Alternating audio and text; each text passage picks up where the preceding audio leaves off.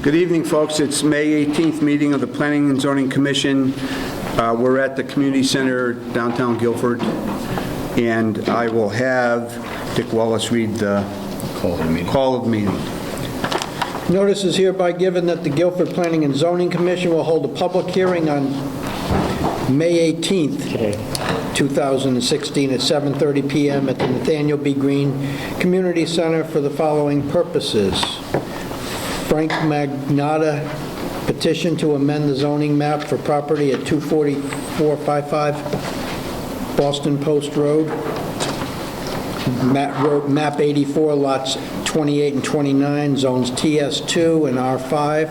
That's June 1st. Yeah. Do we have, That's been moved beyond the stage. It was advertised for this. But this says this is a call for the June 1st meeting. was that? June 1st. That's what he's got here. Oh, I gave you the wrong legal. Today is not June 1st. Right. Oh my God, I gave you the wrong legal. So read the preliminaries and then read the agenda. All these. Why don't you read I'm just going to go with the agenda. Edwin Benton, 413 Vineyard Point Road, map 4, lot 45, zone R5, special permit for accessory apartment in the basement of a dwelling, section 273-19, first public hearing to be continued to June 1st for mandatory second hearings. Deidre Jacobs for the Marketplace Emporia, LLC, 77 Whitfield Street, map 39, lot 91, C1, special permit application for outside dining and outside music.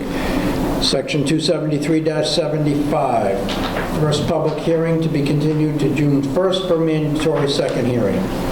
Russell Campaign, Shahid Residence, 480 Clabbert Hill Road, map 81, lot 27, zone R8, special permit application for one accessory apartment and detached accessory structure, section 273-19. 2, office located in accessory structure, 273-36A. First public hearing and continued to June 1st for mandatory second hearing. Petition from the Economic Development Commission to amend 273-47, site maintenance, outside display of merchandise, first public hearing. Amend Article 27, open space subdivisions of the zoning code, sections 273-109. This is a recommendation of the Planning Committee, second public hearing. Amend Section 273-187, subsection 7 of the zoning code to eliminate requirement for senior housing in MUC2 zone, second public hearing. Thank you. I'm just going to continue to just briefly go over the rules for public hearings. The applicant will be called forward, and they will be able to make a presentation and explaining to commission and the public what they'd like to do, what is specifically requested, and then written comments from town officials will be entered into the record if we have those. And then the commissioners will ask the applicant to clarifying questions, and then after that, the public will be allowed to ask the applicant clarifying questions. I will then ask people that are in the audience who are here to either voice their support or opposal to an application. So that will then at the end of the public hearing, it will be necessary for those, at the conclusion of all statements from the public, the applicant, I will close the public hearing on the application. The application and the public are then free to leave or remain for the balance of the public hearing and the regular meeting, of which time the commission may discuss each application under consideration and try to reach a decision. Each applicant will be notified in writing as to the decision of this commission. The applicant and/or any aggrieved party with legal standing will have the right to appeal to our decision to the Supreme Court within the statutory time frame if they so desire. All decisions reached by this board will be available to the public the next day at the Town Hall Planning and Zoning Office at 9:30 a.m. Seated this evening for the meeting are, let's see, start over here, George Underhill, Richard Wallace, myself, Tom Kloss, Ray Bauer, Rich Meyer, Phil Johnson, and Frank DeAndrea. I think that's 7, so we're good. Josh will be here in a few minutes. Okay. So first application is for Mr. Edwin Benton, 413 Vinyl Vineyard Point Road. Mr. Benton, would you like to say a few words about what you're trying to achieve? Well, doesn't take too much to say what I'm looking for. I want an accessory apartment to help my income, and I like the idea of somebody living there too. I live alone. Do you have any plans for what you're going to do?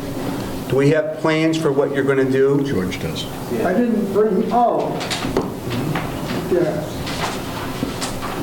Would you kind of like to just tell us what is it in your house? Is the work you're going to be doing in your house? Yes. Would you like to kind of explain what your plan is? Well, I have a walk-in cellar, and it's open on 2 sides. And I already have a I had this tentatively set up when I built the house 10 years ago. And so anyway, it's a walk-in cellar, and the tenant will be able to drive and park right in front of the apartment. Okay. I think it'll work out very nicely, and there is no change to the appearance of the house in any way, shape, or On manner. the outside. Okay. Does anybody have any questions? Reg, the checklist was fine on this? Yes, it is. Okay, so it meets all the requirements. Yes, it does. Okay. He has 2 entrances and exits, and he doesn't exceed 1,000 square feet. He has plenty of parking. Good. How about any, I didn't see any, are there any letters from Dennis or anything about the added bathroom? That's what we're looking for right at the moment. We don't seem to have that, so this requires a second public hearing in any case, so we'll make sure we have Dennis's comments. He hasn't reviewed the application That's why yet. we don't have, he doesn't have until the second public hearing. Gotcha. So Mr. Benton, do you understand that there will be a second public hearing on the 1st of June? And at that time, the town will be giving us some additional information on the bathroom setup, I believe? Septic system adequacy. Okay. So does the commission have any questions of Mr. Benton? No? How about anybody in the public have any questions about this? Anybody want to say they're opposed or for this point? Okay, you're real set. I did submit a letter from,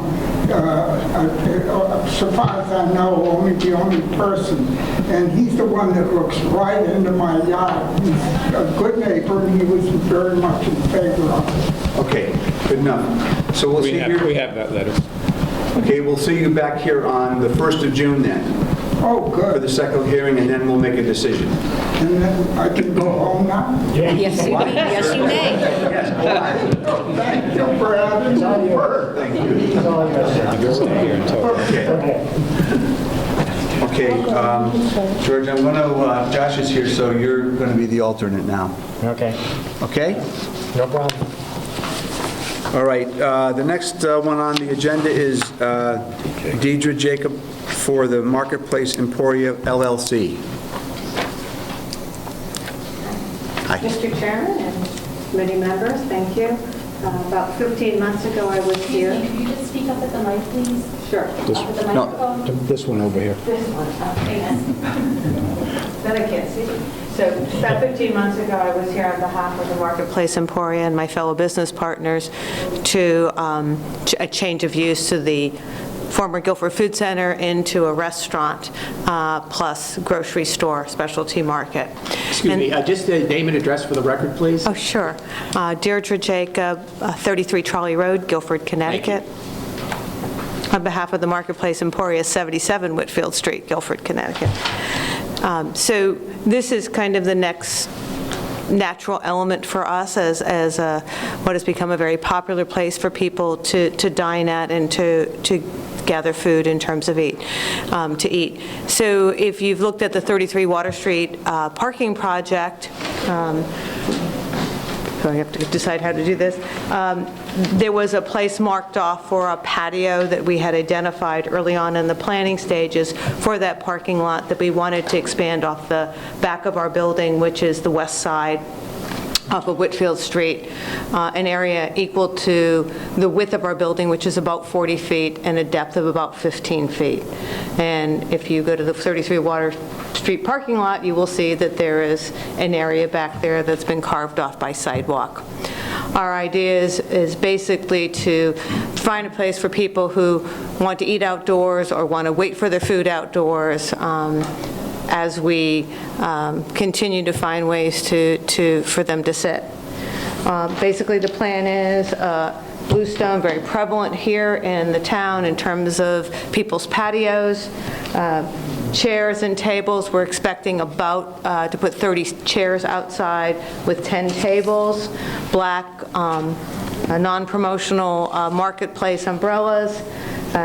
We will have lined the area with pots with shrubs and greens. You got to hold it? You need to move that microphone closer to your neighbor. Can you do that, Shannon? Move this up there? Sure. Why not? Yeah. Thank you. That way it'll be a little closer to Thank you. To the action there. You can even use Put the mic down a little bit. Yes, I'm fine. It's the elevator shoes. Thank you.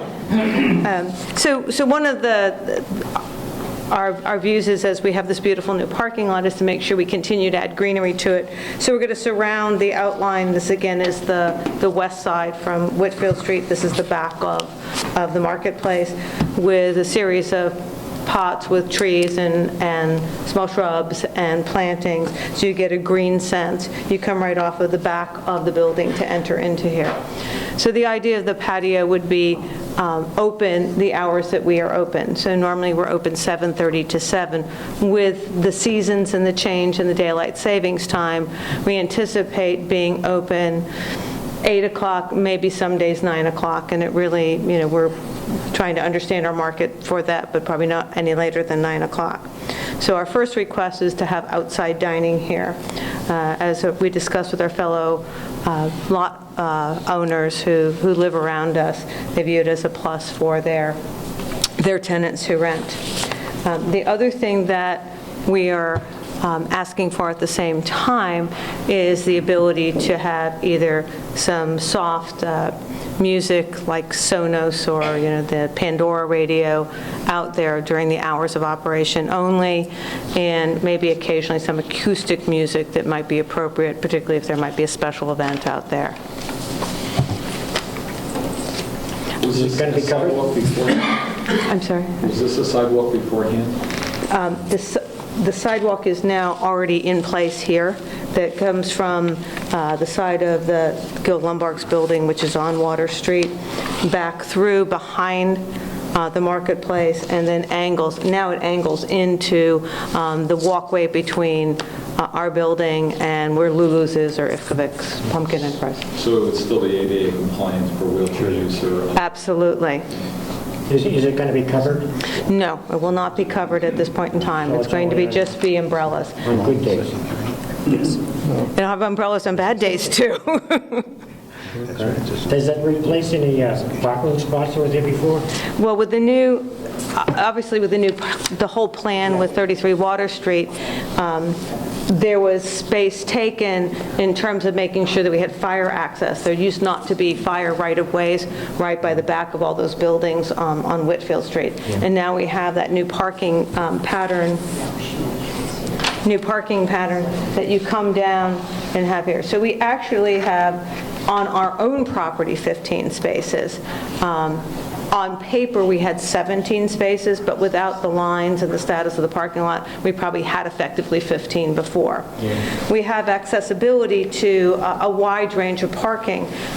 In the front of our building, there's within 300 feet, there's numerous parking spaces in front. across the street on Whitfield Street, obviously back in the new parking configuration, even on Water Street. Yes? Are there any additional regulations with respect to if you're serving beer or wine outside? Sure. This is actually would be applied for once we are approved through the town. We apply for an expansion of our existing tavern license, and it's basically a filing of the form. There are no requirements for fencing or anything like that.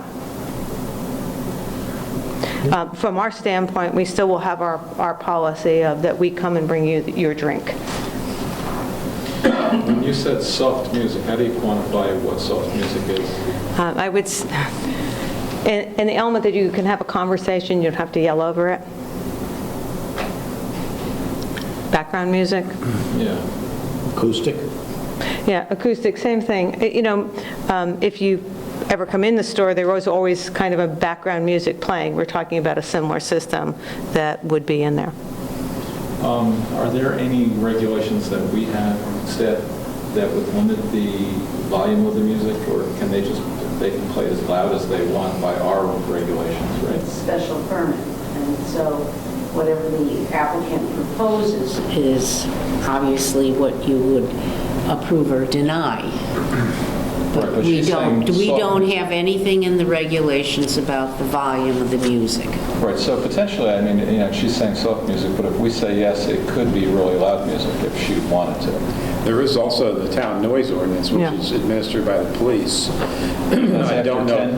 What's that? That's after 10 at night? No, it's Up until 10. all different kinds of, I don't know what their exact rules are with regard to music, but they would be subject to whatever the noise ordinance says in terms of, Well, it is a special permit, and you did say that you wanted to be soft, so if we can find a way to define a condition, Put a decibel level on put it. it in there, then they're going to be bound by that.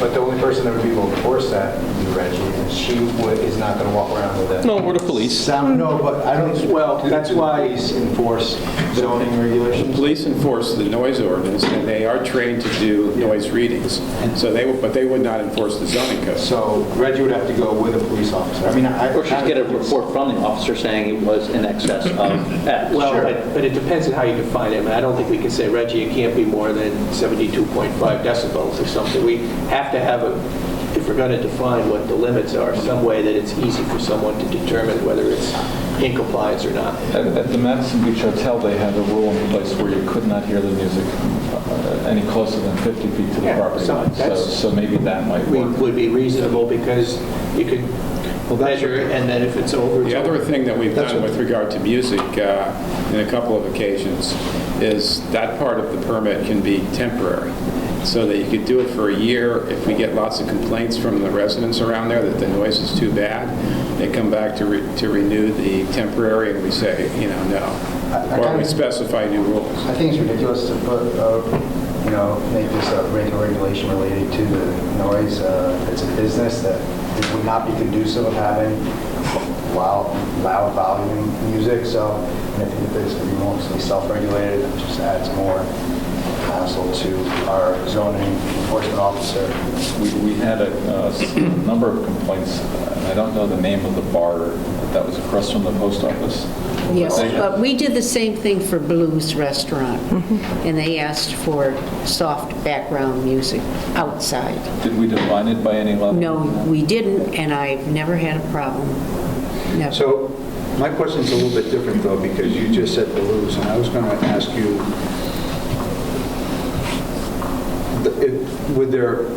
there's a lot of merchants there. What if 7 of them all wanted to have soft music going at the same time? That would be Is up there- to the commission. You would take them one application at a time. Right now, you have this applicant in front of you. So we don't, with this application, we're saying we don't see any way that what the marketplace wants to do would be in conflict with what would be in conflict with what Blues Well, is doing. I don't think Edward Jones or the dress shops would really want to have outdoor music. No, but- When you think about what's back there, you have the marketplace, you have South Lane, and you have Blues. And then you have the little Hen and Heifer. I understand that, but I'm just concerned about the conflict of having I mean, uses change in a building. So whatever Jones is right now is what it is, and probably you wouldn't, but maybe it doesn't mean that somebody else could rent that space and come in and say, I'd like to have some soft music outside. Well, then the commission would have to make an But I think, evaluation. you have to look at it when that happens. Right Yes. now, we just have blues and... Okay. Well, are you looking precedents for this? Has everybody used it for those purposes in the past? No. Usually our This is- police this officers has enforce the been- sound ordinance. We haven't had a problem. Okay. Have you received any complaints from any residents about the loudness of music outside? We don't have any music Just in outside. general. I'm not saying that outside, just in general, no? We have not. So I have a question for you about something that you said when you were talking about your plans about enclosing the space. You said at this time you don't have any plans, and I know adjacent to you, the South Lane Bistro, whatever, was started with a deck, and then they got heat, and then they got enclosed. So potentially down the road, are you looking at possibly enclosing this and increasing? Not at this time. We don't have a But plan for down that. the road, you may. We have other things that are priorities for us, and that isn't right now on our plans at all. Will you be hiring professional performers back there? No. Music or I don't. jazz or whatever? I don't. Do you play the guitar? I do play the guitar, but I will not be appearing in the backyard. You can, that's all right. Anybody else have any questions from the commission? The only other thing I did want to mention is we did a significant expansion of our septic system under direction of Dennis Johnson to expand our capabilities in order to not only handle this additional seating, but additional impact on our property. Okay, great. Any questions from people in the audience? This is the first hearing, correct? Yes, sir. So there'll be another hearing on June 1st if anybody would like to come back. Hearing none? Move that we continue this, right? Second. All in favor, say aye. Aye. Okay, you can do that with Eddie, though. See you in a couple weeks. Well, I think it's understood. Yeah. In that case, you did indicate it was going to be up again June 1st. to advise them. The next one is what, Russell Champagne, I'm sorry. Champagne of Architects. Champagne of Architects, right. The Dom Perignon. Shahid Residence, 480.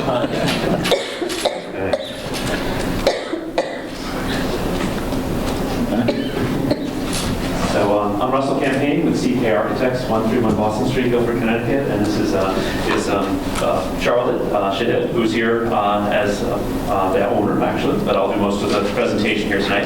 There's a little added complexity, and we have to do a little housekeeping associated with this.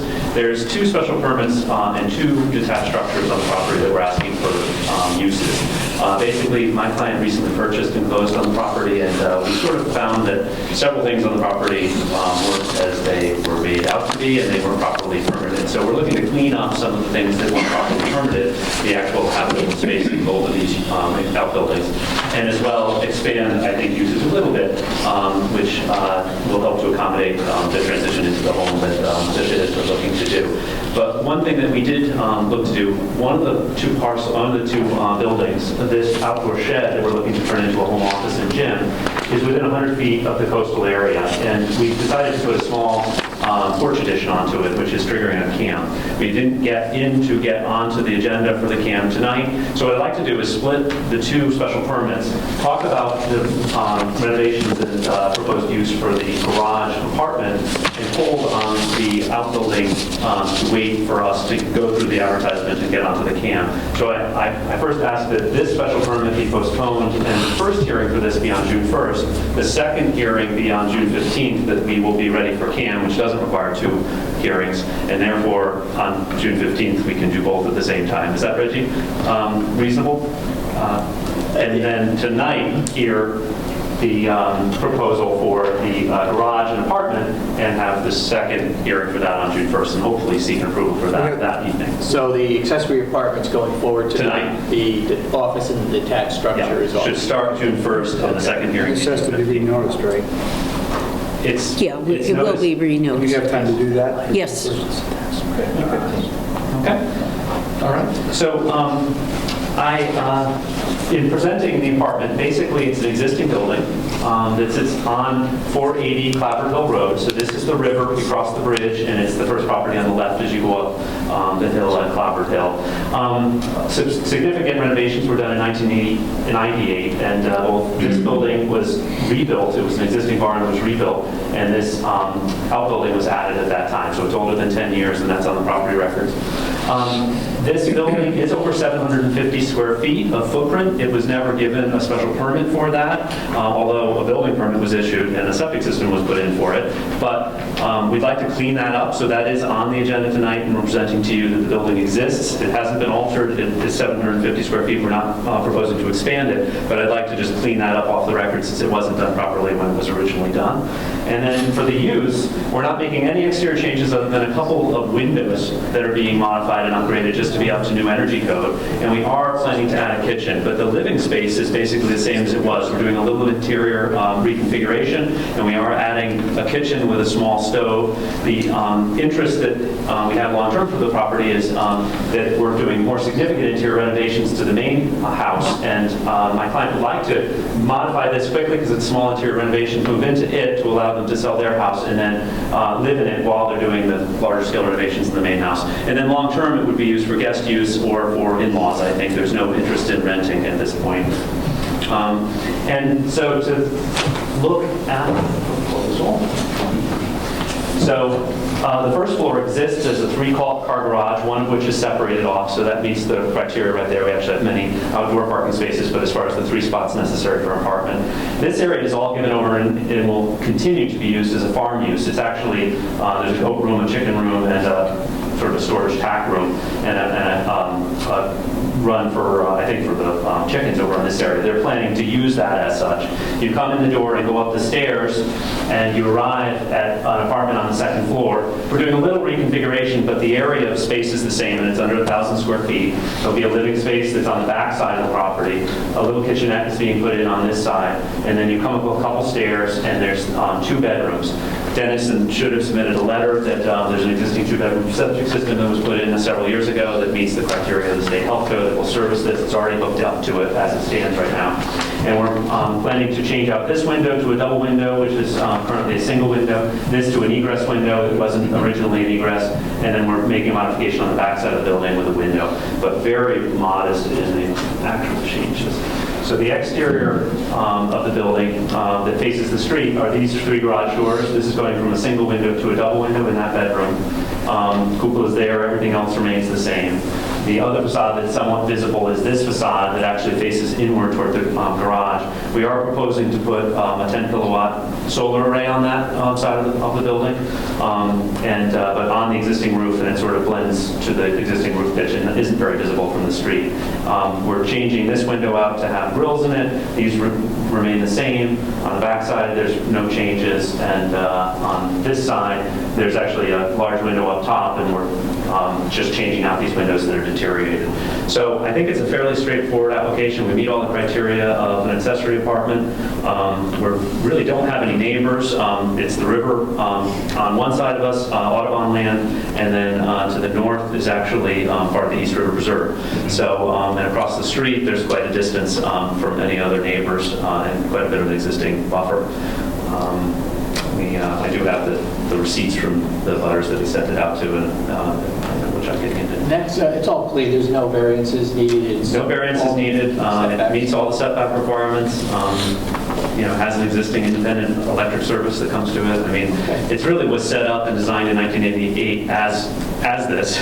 It wasn't permitted as such, but we're trying to clean that up. It did get a building permit. What? It did get a building permit. It did get a building permit, yes. There's almost Okay, I'm all set. I'm good. I don't have any questions. Good? Questions from anybody in the audience? Okay, so we're going to break this off, and the first hearing on the other building will be June 1st, and then the second hearing will be on the 15th. This will be continued now until public hearing on June 1st for this portion of it. Make a motion that we continue the first part of this application to June 1st for the second public hearing. Second. All in favor, say aye. Aye. We need a motion to, Thanks, Russ. we do have to do anything about the second? No. Shame. Okay. Come in, because we really Okay. got Okay, I'm off on the next one. Okay. Okay, George, you're sitting in on this one. You're on this one. I thought I was sitting on the other one. Okay. It's musical chairs, so. Okay, not a problem. Okay. Yeah, petition from the Economic Development Commission to amend 273-47 site maintenance outdoor display of merchandise, first public hearing.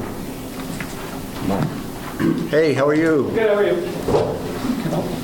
For the record. Mark Wasserman, 167 Glenwood Drive. Good evening, all. I wrote this down to be brief. My name is Mark Wasserman. I'm a commissioner on the Guilford Economic Development Commission. I am here tonight to present. Freudian slip. Present. Let me rephrase. Let's start over again. Present a permanent zoning amendment to 273-47 entitled Site Maintenance Outside Display of Merchandise. In an effort to stimulate sales for local businesses and provide similar benefits to all Guilford businesses that are already enjoyed by retailers such as Page's Hardware and Big Y, the EDC is proposing adoption of a revised version of the temporary amendment granted in 2015. The original amendment, the outside display of merchandise was allowed on the first weekend of every month from April through October and every weekend from the day after Thanksgiving until December 24th. In our continuing efforts to address the concerns of the merchants, our zoning enforcement officer, and eliminate confusion, this revised version allows for all weekends from April 1st through December 24th and state and federal holidays. In addition, a clarification, item C, of how clothing may be displayed was added. The EDC believes that this revised amendment will not only stimulate sales and improve the overall economy of Guilford, but will do it with class and dignity as to preserve the charm we have all come to expect in our town. Furthermore, it will allow businesses to display their merchandise without additional burdens placed on them to obtain special permits or revised site plans to enjoy this benefit that is already afforded to other businesses in town without limitations. Do you all have a copy of the revised? We have it here. You have it here? Any questions? So the only changes that you're making to the one that was proposed in 2015, or the one that's been in place since 2015, is C, the clothing and accessories may be displayed on a mannequin or similar, or a clothes hanger. Clothing racks are not permitted. And the dates, which are now every weekend instead of the first weekend of a, are those the only two changes? That is correct. Okay, so no other changes? That is correct. All right. Did the EDC receive any complaints or any issues that you're aware of about what was past, I guess, year example or test run? We have not received anything but positive feedback. That feedback was verbal. We have not yet received anything in writing. We are working on that for our second hearing. I know that our chair, Steve Copps, has spoken with our zoning enforcement officer, and she has not received any or conveyed to us any major complaints or infractions of this temporary amendment. Reggie, were the merchants just doing it every weekend anyway? Did you notice that? Oh, no. Some of them were confused. Yeah. Clearly, they were confused. I went to a number of them who were displaying things on the second or third, fourth weekend, and they were just confused. They didn't know the first weekend, we didn't know that. And then the other question that was asked to me was, well, what if it rains on that weekend? Sure. We lose our opportunity, and we depend on that outdoor display to bring customers into our stores. So I will say from an enforcement standpoint, to have it every weekend is clearer to explain to people So if you see it on Friday, or Yeah, you see it and on Monday I or didn't Tuesday. see abuse of it. Friday, Saturday, Sunday. Friday, Saturday, Sunday. I did not see abuse of it So you never saw it last on year. Monday, Tuesday, Wednesday? Or not never, I guess, rarely. Well, some did, but they were just confused about what they could or couldn't do. Isn't that just a function of clarification for them? It I mean, could be. It could say you're be, but confused the I, second time, you can't be as confused as you were the first. Currently, there's no, right, currently, they're not allowed anything on the sidewalk. that's correct, unless they ask for their 8 days a year. I don't think it's a bad idea because I was concerned about how the sidewalks would look when we first did this last year, but I found there was not a lot of abuse with it. Most of the merchants were very tasteful in how they, in fact, they were all tasteful in how they displayed their merchandise. I didn't see sidewalks that were impassable. I saw tasteful displays outside for the ones that did do it, and the others that didn't know they could do it, they just didn't do it. So we asked the Economic Development Commission, did you guys get any complaints from any residents? No, I did not. I did not. I just got a complaint recently this year because all of a sudden things started to come out onto the sidewalk, but that was part of the function of what was going on with the parking lot behind the stores in the town hall. What happened was everyone that used that parking lot were parking all over the green because they couldn't park in the back. And so nobody could park in front of the stores and go to the stores, and the stores were really feeling the pinch because they weren't getting their customers in, so they were desperate. They were trying to put something out on the sidewalk so that it would attract attention. Now that the parking lot's finished, I mean, it's not totally finished, they have to put the lights in, they have to put some landscaping, but now that the cars can park back there, there's room on the green again for customers to park. Are they displaying the merchandise in the parking lot too? No. It's in the front of their stores. It has to abut the store as it previously had, and it's limited to one display item. Okay, so, there were actually 3 separate occasions that I called Reggie because their clothing racks were out on the wrong days and they were on the street side of the sidewalk and people had to walk around them up against the store. So there were some incidences. And that was one of the reasons why we made it temporary, was to see just how well the folks could follow the rules. Right. So you saw 3 incidents in the span of 8 months? Yes. Okay. And that ignores the selling of pizza on the sidewalk, which, No sales are permitted on the sidewalk. I know, but it happened. And that's okay. I think that Guilford should have pizza being sold on the sidewalk. I think that speaks well for the town. So I think it's great. I think, you should get this and more, and really build the character of the town more. Okay. We appreciate that. Good. And turn it in. And make it a destination for shopping rather than... Right, the sidewalk is a good destination, it's perfect. The merchants would like more. We have had feedback that the merchants would like more than what we are outlining here. Specifically, clothing racks for the clothing stores. They would like to put a rack of sale clothing out there. That's what was out there. That's what they would like to do that on a regular basis. However, it was brought to our attention at one point or another that was not the best look for Guilford. So hence we added that into item C to clarify that. Well, are you sure you want to limit that? Because I don't downtown Brooklyn necessarily. is very successful. I'm sorry? Downtown Brooklyn is very successful, and we could copy that success here. I'm all for it. I know you are. I would be more than happy to eliminate item C from this. Being very regulation. sarcastic, if you haven't picked up on it. I think maybe we're on the record.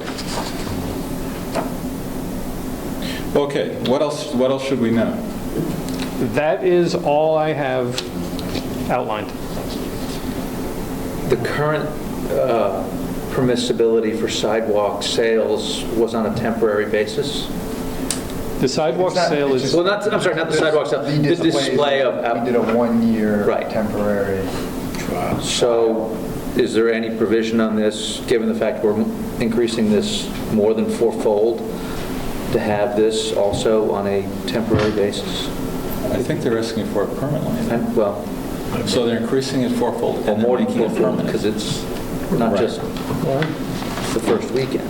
Just I'm as we know. thinking they want to make it Several months have permanent. multiple. Yes, we do want to make it That permanent. sounds like it. Yes. Maybe, let me say something. Sure. Having sat on that commission before, why don't you send out a letter to the merchants afterwards when this is finally approved, clarifying dates and It's finally approval. times in the calendar frame? Absolutely. I agree 100%. Relations. Yep. The Chamber of Commerce has offered to help us with that and going door to door, handing it out to their members, and we will pick up the slack. Is this geographically limited to the green area? Or No, it this- is not. So, Richard, you manage that store. Do you ever put stuff out on the sidewalk? Well, when we can make it impactful, and we always participate in the sidewalk days, but as an every day and every weekend, I haven't. Like, if this is clarified, I'm going to start. So your store is directly affected, the one you manage, and you're making a decision on this? Oh, you want me to- All right. Listen, it's great. It should be permanent.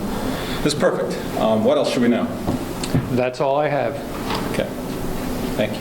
I thank you for Any your other time. questions from the commission? No, I'm good. Any other I mean, questions? I guess what I would suggest is I'd be more inclined to support it if there was a time limit, so we don't have to go back if there's a problem down the road and repeal this. And if it's working fine after a period of time, we could then, but I'm a little hesitant to just greenlight it, given the scope of the change. Okay? That's more in deliberations. Just throwing that out if you want to add a little something. Yep. Next week. We don't necessarily have a problem with that. Good. Okay, questions from the audience? Thank you. Thank you. Thanks. Questions from the audience? No? People that would like to make comments in support of this, please? People that would like to speak in opposition to this plan, please speak. Okay, I guess, what's the next step here? Because it just says... Continue to the... What day is good? Okay, so we'll continue this to the June 1st meeting, and hopefully it'll be settled then, and we'll make a decision. Okay? Move to continue to June 1st. Somebody second? Move to June 1st? Second. All in favor, say aye. Aye. Okay, next on the agenda, amend Article 27, open space subdivisions of the zoning code 273-109. This is a recommendation of the planning committee. Second public hearing. I think we went over this fairly thoroughly last time. You had some questions that we promised we'd bring Kevin to the hearing to speak to. Kevin's here, so please feel free to address him with those questions. Or maybe you don't, and Kev. Maybe Kevin wants to say something. No, it's like preliminary. just to be visible if you want any questions or not. I remember one of the questions was, one of the proposed changes is we went to a minimum site size of 5 acres in order to be eligible to apply for an open space subdivision. Previously, there was no limit on the size. I remember that was one. that was one of, the other one I had is on the R5 zone, we're saying the minimum open space requirement is 30%, it used to be 20. So I'm just wondering what the rationale was, because how many available lots are still 5 acres or more in the R5? I mean, is it I'm just wondering, does it almost preclude anything in the R5 from meeting this criteria? There actually is a large open, potentially large open area Okay. in the R5 area, currently being used for agriculture. But that could, who knows how things go in the future, so there's a large area available for open space. How did you pick 5 acres as a zoning area? How we came up with 5 acres as a minimum lot size there? Yeah, right. If you look at the percentage, 30% of 5 acres, you're roughly, I think it's an acre and a half that's given for open space. And an acre and a half is a very hard area to manage unless there's large clumps of several small 5-acre lots next to each other, which is really not visible going through the map there. So we decided that 5 acres and above becomes a more manageable size of open space to be managed. Below that, you go standard subdivision approval, you get, I think it's 10 to 15% open space through that method, and through standard subdivision approval. You have other things allowed to you for dedication of land, which is like your conservation easements, fee in lieu, those type of considerations. Where open space subdivision is strictly, you have to dedicate this amount of open space as part of your subdivision. I mean, I know we want to try to encourage open space subdivisions. I'm just wondering, will this eliminate any lots that otherwise could be, where we could get additional open space from the developer by putting a limit on it like this? That's my only real concern. You can get open space, but you're probably not going to get usable open space. Okay. Acre and a half surrounded by houses, you're not really going to get any of the benefits of the open space in terms of wildlife habitat or big greenways connections.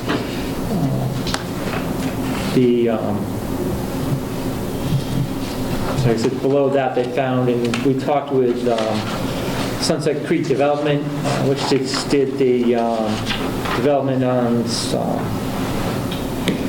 Duck Plains Road and Stepstone Hill Road there, and his analysis was it was pretty hard to do a open space subdivision in that type of situation there, and I think he had even more acreage than the 5 acres there. Okay. So through developer there, even an indication that it's tough, even I think under 10 acres really. On some properties, especially when you're dealing with wetlands and other hazards on the property. The only other question I had is on the aerial photo, 1 inch equals 400 feet, that you require now with the application. Is that something you can do with Google Earth or something? You can accomplish that with the Gufford GIS webpage. Okay, so you don't have to hire an airplane? You don't have to hire anybody to do that. You just download from the webpage. It's an aid with a review of the application for the commission and staff-wise. Instead of you get a site plan in front of you, you don't get an idea of what the whole surroundings are. When you're dealing with open space subdivision, you want to know where your greenways are, what's the development around you, so that's the purpose behind that. Okay, I'm all set. I'm good. I have a general question for staff. When you're talking about it, I don't know if it applies at all, but if we had a development site, what would be the tax implications for developing each of the lots individually versus returning a lot of it to open space and not being subject to property taxes? What would happen? Well, the number of lots that would be created pursuant to the conventional plan and the number of lots created in the open space plan would be the same. Or there might be, if any of the incentives are used, it might be that there would be even more lots in the open space subdivision. So in terms of number of parcels that are taxable, there probably isn't too much of a difference. But what about the value of the value of the lots would be, again, subject to the market. Presumably, a developer would choose the method of subdivision development that creates the most value.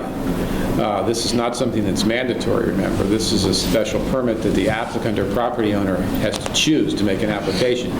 so presumably they're choosing the option that creates the most value for them, either the greatest number of lots or the most marketable lots. I think the theory being, and probably the reality as well, that if you have substantial open space next to or nearby a subdivision lot, it's more valuable than the same lot that doesn't have open space. Sort of the Central Park argument. Smaller lot next to a park might be more valuable than a If you big assume that the developer is going to try to maximize Right, his return, one has to assume that. then that should mean the lots are of higher assessment Equal or more value, yes, right. Whichever way you choose. The open space itself would not be taxable, assuming it goes to either the town or land trust or some nonprofit entity. And it doesn't have any development potential after that. So whatever value, even if it's owned by a private individual, the value of it is significantly reduced in terms of any ability to sell it, market value. So the theory is that if there's a 10-acre subdivision done in this scheme, it would generate more tax dollars than if it were to develop in a regular scheme type of development. Yeah, so I would say it's probably pretty slight. Plus, I think there is a trade-off. I mean, we are trying to encourage open space, Right. even at the expense of taxable property. I mean, that is part of why we're doing this. We want to have more open space in town. If you don't agree with that, then we probably could get more taxable, bulldoze it down and turn it into a buildable lot. Right, well, I guess my concern would be that the other taxpayers in town would be supplementing the developer to do it this way by not having the income come in from those lots. George, how many times has this been used in the past 10 years? None. But that's because of the regulations that were imposed on it. Open space subdivisions are quite big in the town of Guilford. Yeah. Under this, as I talked about last time, during the period of time when there was substantial subdivision activity, especially in the R8 zone, almost all the subdivisions, the larger subdivisions that occurred were open space subdivisions. Not under this regulation. This is a new regulation, but the same concept was all the orchid lots, lots of that property up along Collaborative Hill Road, Podunk Road, all of that development up there was done as an open space subdivision under the old method of open space subdivision regulation.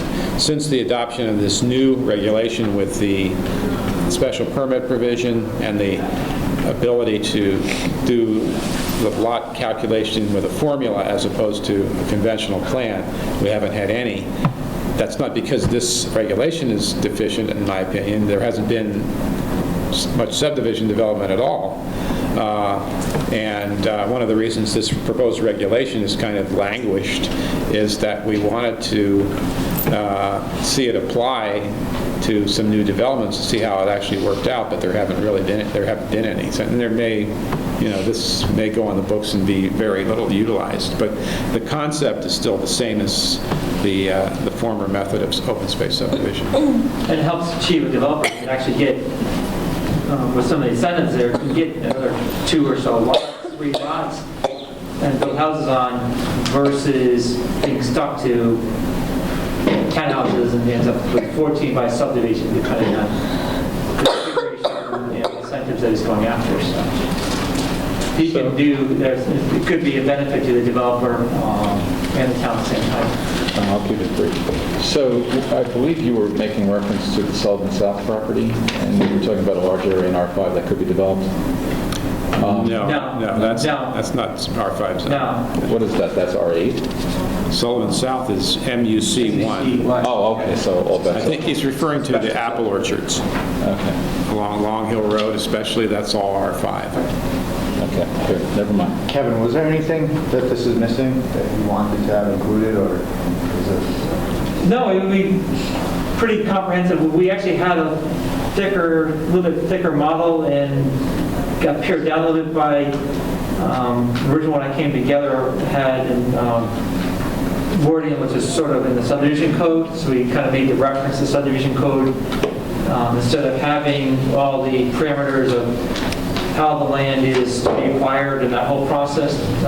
We decided to pull that out and add that and make the reference to subdivision code. So if you make a change in one place, you have to worry about it's somewhere else. So that's This was developed over quite a long period of time by the planning committee. It was worked on for months and months with lots of experts. As I mentioned, we didn't bring it forward to the commission for a long period of time, but it's something that was very carefully worked on. And again, the proposed changes are relatively minor. The idea of this open space subdivision special permit is already on the books. I mean, the committee went through and not only the decision of, do you make this house a right, move the other one to special permit for site plans, or how do you make this one more achievable? And we decided, since you're going to be doing the development next to a standard subdivision, special permit gives the residents next door a chance to come in and talk about the development next to them, because they have a huge, probably 4-acre lot, and then you're sticking in an acre lot, or an acre or 2-acre lot next to that, giving them an opportunity to have a say about their neighborhood there. Okay.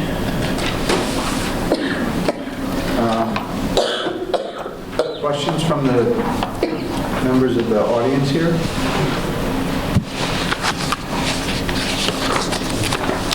Comments from the audience for or against? Russ? Russell Campaign, 131 Boston Street. I'm actually chair of the planning committee, inherited this. This has been going on long before I became chair, but sort of we pushed it, and I think a lot of good work was done. And the effort, I think, to mention how we were looking at the R5 and the northern districts, it's extremely successful in the 4-acre lot zones because land is, it's a lot of land eaten up by a 4-acre lot, and so there's a lot of incentive to reduce. And as you come further south and the lots become smaller, the amount of open space given back is smaller as well, and it becomes less applicable. So one of the things I sort of had in the back of my head is I think that we have to look at the southern area of town with another model for subdivision and maybe some tweaks to the way that subdivisions can be approached in the southern area of town for infill subdivisions that address the smaller space and maybe prioritize proximity to the center of green and other sort of assets over open space. And I think that naturally kind of lends itself in the way that the town sort of lends itself out. So that was kind of the way I thought about increasing the percentage on the R5 district. I thought it was it actually started, I think, at 40, and we did sort of compromise it down to 30, but it's really that transitional zone. That R5 might fall in both types of subdivisions as that sort of in-between zone that's sort of very diverse in the lot sizes. We might have two options that are available, one that's in the southern area of town and one that's in the northern area of town, and that 5, we just are yet to put that together.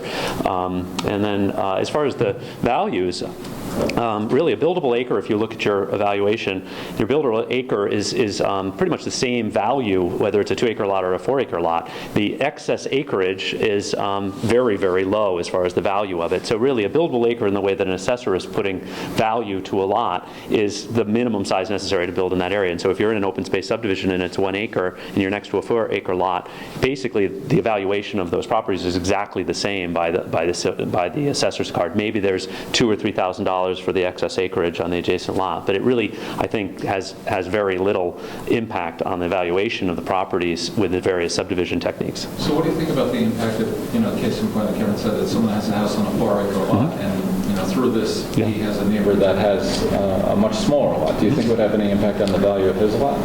I don't, because I think that 4-acre will borrow into the open space that's being created from it, and really 4 acres, it's hard to utilize all of that 4 acres. There's going to be wooded land, there's going to be waterways and other things that are utilized. I mean, most people don't have 4-acre mowed lawns. They have a very small area that's actually utilized. So I'm trying to picture this, and I was trying to think of things that I could picture that were like this. And the thing and I'm sure it's not the case, and I just want you to tell me it's not the case, when we go across the border into Madison on the side of US Route 1, there is some crazy development where there are these big houses within 10 feet of each other. That's a PRD, planned residential development, which does have an avenue under our code to approach that, but it sets its own zoning criteria for that particular development.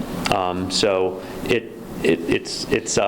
we have a minimum 10-acre or 5-acre size for a PRD. There are restrictions on it and such, but basically that's a very different application process. This is a checkbox, so you meet these criteria and you can subdivide the property in this way. A PRD, the whole thing is open for your subjective review and comments to the public. It's a public hearing process, so it's very different, but that's how something along those lines was approached. And the incentives, we streamlined a little bit, but again, the incentives really could add value to tax base. We think that as a town, we'd rather have open space subdivisions, and so they're carefully sort of written to incentivize smaller houses, and I think that is one of the biggest interests that we sort of came away, is that a 4-acre lot demands a house due to its cost that's much larger than maybe is what we need as a community right now. And so if the land costs can come down, so can the house sizes. And that was very much came back from Sunset Creek Development. The struggle that they have with building 1,800 and 2,000 square foot homes very much comes down to the land values. It's not as much driven by how marketable those homes are. It's more how much carrying costs can be put into the land. And so the idea of the incentives is a means to maybe, if they get 2 more lots out of it, then they can take whatever, $30,000 per lot off of the value of the property, and therefore build a smaller house that's still marketable for them. So that, I think, was something that came away, that really we've just seen too much 4,000, 5,000, 6,000 square foot homes due to the value of land, that we really need to redirect that to maybe, bring back some of the smaller scale housing for. Perfect. And could you just speak for a second to what you had said about in-town applications where there would be smaller? Like what's your vision? We haven't. I think that there are some models that are similar to the open space subdivision that are prioritizing the retention of open space for basically criteria that we look for the subdivision to have. I think we could take a similar model in and set different priorities for the southern areas of town. There is actually an ongoing for the affordable housing is kind of another subdivision where there might be particular attributes and incentives that are given to incentivize affordable housing projects, to maybe have a higher density or a different criteria that are set. Maybe there's an interim sort of idea but in the southern area of town that incentivizes proximity to public transportation or a certain scale of lot or size of home, or so that's yet to be determined. But we right now, I think, are sort of lacking in that, and there are some other towns that are sort of infilling that southern area of town and the assets in proximity to the assets that the town has. We might make some modifications to make a third rail or a third way that you can approach a subdivision for the southern area. And we haven't even started on that, and we've got other things to do. Perfect. Thank you. All right. Good. Okay, what do we want to do with this? You want to hold off on this? Close the public hearing. Close the public hearing? Yeah, one more public hearing. Okay, so let's close this portion of the public hearing. So moved. Second. All in favor, say aye. Okay, the next one is amend 273-187-7 of the zoning code to eliminate requirement for senior housing MUC2 zone district. Second public hearing. Please make sure you identify yourself for the record, sir.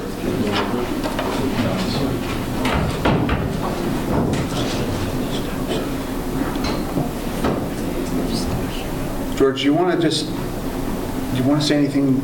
I'll wait until they're done. Okay. Yes, sir.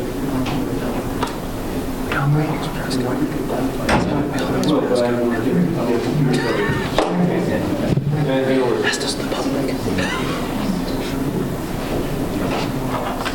Sky for business.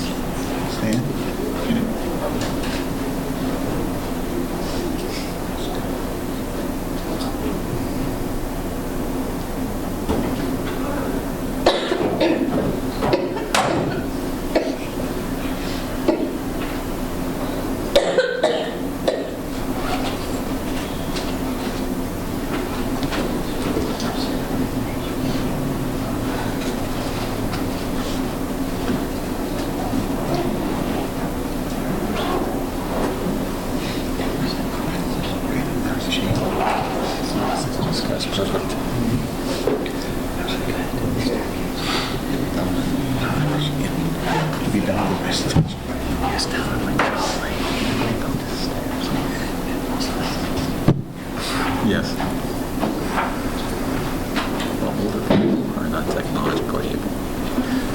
Good evening. My name is Stanley Gastowski, Realty Concepts, 2514 Boston Post Road here in Guilford. Did the presentation at the firehouse the last time, and we were not able to do a PowerPoint presentation because I had some information, but there were some questions that had been risen, and we've attempted to answer those questions, and I will go through that, answer those questions as we go through the presentation.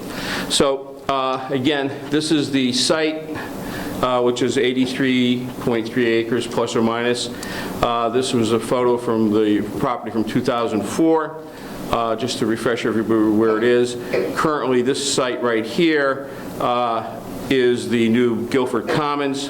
This is Interstate 95. This is Route 1.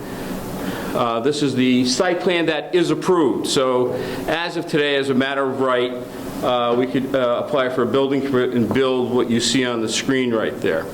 And what this is 115 units, 0 lot line units, and some townhouses, and with a sewage treatment facility in that portion of the site.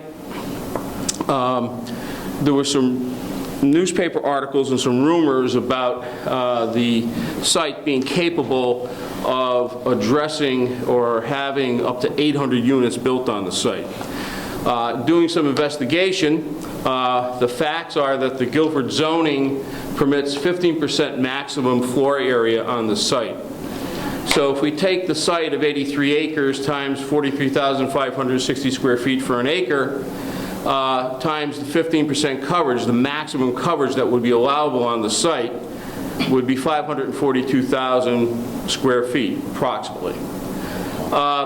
The site, the way it would be approved, we would deduct the 10,000 square feet for the building, the rec building that's there as a footprint, and that would wind up for the size, average size for Guilford Village West as is right now of about 2,000 square feet, and we divide that into the 532,000 square feet, it's about 266 units maximum, not 800 units. So the current zoning, if the entire site were developable without wetlands and without setbacks and restrictions, could possibly have about 266 units built on the site. The fact is that Guilford Village West has 115 units that are approved, and that also includes the clubhouse that's on there right now. But it's 115 units due to site constraints in the fact that we have to put in a sewage treatment facility. So therefore, the site can only accommodate about 115 units, and that's what has been approved, and that was the site plan that I put up on the screen previously. Gross square footage of Guilford Village West includes there's 273,000 square feet with the clubhouse. So that's about 268,000, almost 269,000 square feet less than permitted at 15%. Or we're building about 151 units less than possibly could be built on the site if the site were totally developable. So to put that rumor aside, it's impossible to get to 800. I don't know how that calculation was made. Again, history of the property, again, it was originally zoned industrial, and no, this has been going on now for 12 years. There's the history. It was, the history was gone over the last meeting. I'm not going to state it again, but it's been 12 years since the first concept plan was submitted, but it has been approved. Okay, today we want to modify the plan to market rate housing. The site today is a good linkage for residential use to the retail site across the street at the Guilford Commons. And the Guilford Commons is a good support for the residential use as we are for the retail use across the street. Today, a lot of the developments that are taking place for residential development they're looking for a component of retail and residential combined. If you take a ride up to Natick, the Natick Mall as an example, the vast amount of new retail that was built and the vast amount of residential development that was built there and around the vicinity of the Natick Mall as an example. And we find small examples of that here in Connecticut also. So what's changed? Why are we asking for market rate housing versus what has been approved, which is age restricted of age 55 and older? Well, it's lifestyle. And the only reason we're here is because lifestyle has changed. Well, what does lifestyle impact? Lifestyle impacts demand. The demand is not as strong and not as great for age-restricted housing as it is for market rate housing. So when we look at the lifestyles, New Geography reports, this is a report that just came out, that by the end of this decade, the millennial generation will be comprised of more than 1 out of every 3 adults, or about 36% of the population are going to be millennials. That's 18 to 34 years of age is where they are right now. And the 34, the 32, 34-year age bracket, they're the ones that are starting to enter the single-family housing market. 70% of the millennials that were surveyed and would prefer to own a home in the suburbs if they can afford and maintain their lifestyle. The report addresses the lifestyle, some research that I have done on other reports for other developers, that most people would like to maintain their lifestyle, and they want to maintain that lifestyle by living in a common interest community, which you call a condominium, which the subject property is. So there are 3 additional facts here, and this report is only like, I think, just about 12 months old, but that is information that I think supports our asking for the age restriction to be lifted. Residential demand factors that we talked about the last time for 2016 were smaller units, quality construction, technologically enhanced, near transportation linkages, highways, rails, and bus. And this site has all 3 of those. We're near the Guilford train station. We're extremely close to Interstate 95, and it is on a bus route. So buses do service the site. Access to employment nodes. Guilford is basically a bedroom community, so we have good access to employment nodes. Those nodes being New Haven, Stamford, Norwalk, to New York City. Also now, because of Shoreline East, points going east to New London are available for employment. So people don't have to take their cars, they can take public transportation if they want, and there's also the ability to drive, and to go from here to Hartford is not that difficult to task. It's about an hour ride. So near retail, which is across the street, recreation, we have that. Medical services, exit 59, with the Yale facility, entertainment in the area, in the general area. Common interest communities are condominiums. I just wanted to point that out. And the big issue is, in the surveys that we've done for the housing studies that we've performed in my office, is that a lot of the older people, age 55 and older, don't want to be in a labeled community as an age 55 or older. They'd rather live in a mixed age development. And to be very honest, that helps in a couple ways, because in a mixed age development, there's more demand for the units, and it maintains the value for those units. It helps maintain the market value. Market units are more diverse, open and wider to a larger market, as I said, and it fills a new residential price point in Guilford, okay? Now, I was questioned on that the last time. I have some support for that. So current new condominiums in Guilford, okay, are ranging between $700,000 to $1.8 million. New construction. This is a survey that I did. I went to the MLS as of Sunday. There are 26 condominiums on the market in Guilford right now. 26. And the price range is from $75,000 all the way up to $1.8 million. 14 units are 499,000 or above. That's 54% of the units that are on the market right now. 9 of them are 719,000 to 985,000. That's about 35% of those units. 3 of the units were 1,230,000 to 1,008,000, which represents 12%, and 7% were 275 to 355,000, which represents about 27%, and there was only 5 units under 200,000 out of those 26. But those are the active listings that are on the market as of this past Sunday.